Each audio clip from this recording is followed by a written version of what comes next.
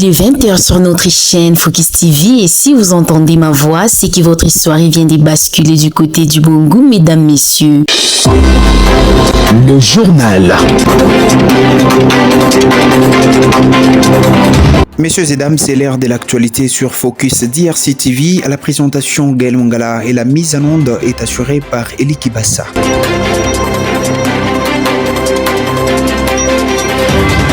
Ouvrons ce journal par cette actualité en national en bref. Le vice-premier ministre des Transports, Jean-Pierre Bemba, a effectué vendredi une visite d'inspection du nouveau port industriel de Kalemi, dans le Tanganyika, afin de s'enquérir de l'état d'avancement des travaux de construction.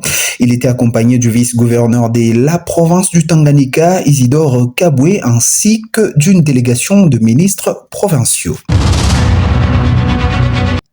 On reste à national pour parler de cette actualité. Le secrétaire général de l'UDPS, lors d'une matinée politique à Limete, il a rejeté les critiques visant l'UDPS, estimant que les responsabilités de la gouvernance doivent être partagées entre toutes les composantes de la coalition au pouvoir. On l'écoute dans ce propos choisi pour vous par Roger Mpenga. Non. Où est-ce que le régime a eu de peste? Est-ce un régime a union sacrée? Est-ce un régime a eu de peste? Permettre na parti politique mon côté atia organigramme na moko pour gérer le pays, c'est pratiquement impossible. Puisque la Constitution, dans son article 78, a déjà un président élu a nommé un formateur pour identifier pour naïe majorité au sein du Parlement. C'est un problème déjà. Binone bamususu. Oh, mandat yangoyo, oh, régime ya IDPS. Binos ne ba prédicateur monene makamwa raskaka ba binoy. Revenons dans le Haut-Katanga où le gouverneur intérimaire Martin Kazembe Choula a inspecté les infrastructures frontalières entre la RDC et la Zambie de Sakanya à Kasumbalesa afin d'améliorer le commerce transfrontalier.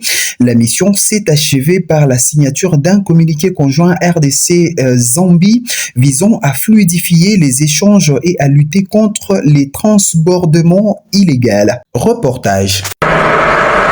Congolais et Zambiens ont poursuivi leur mission par des visites ce vendredi 7 août 2026 de différents postes d'entrée des marchandises en provenance de l'Afrique australe et orientale vers le territoire de la République démocratique du Congo. Conjointe aux frontières de Kasumbalesa, de Sakanya et de Mokambo, dans le cadre de leur engagement à renforcer la collaboration, à coordonner les inspections, à partager les informations et à harmoniser les procédures aux frontières en vue de résoudre le problème de rupture de charge, transbordement, fractionnement des marchandises et d'améliorer les échanges commerciaux. La secrétaire permanente au commerce extérieur de la Zambie, Liliane Boalia, et le gouverneur intérimaire Martin Kazembe Choula ont salué la collaboration qui existe entre les deux chefs d'État, Félix-Antoine Tshisekedi Tshilombo de la République démocratique du Congo et Hakainde Hichilema de la Zambie. Avant de refermer ce journal, l'éclipse solaire prévue le 12 août 2026 ne sera pas visible en Afrique centrale. Le pays de la région, notamment la RDC, le Congo-Brazzaville, le Gabon, le Cameroun, la RCA et le Tchad resteront totalement en dehors de la zone de visibilité du phénomène.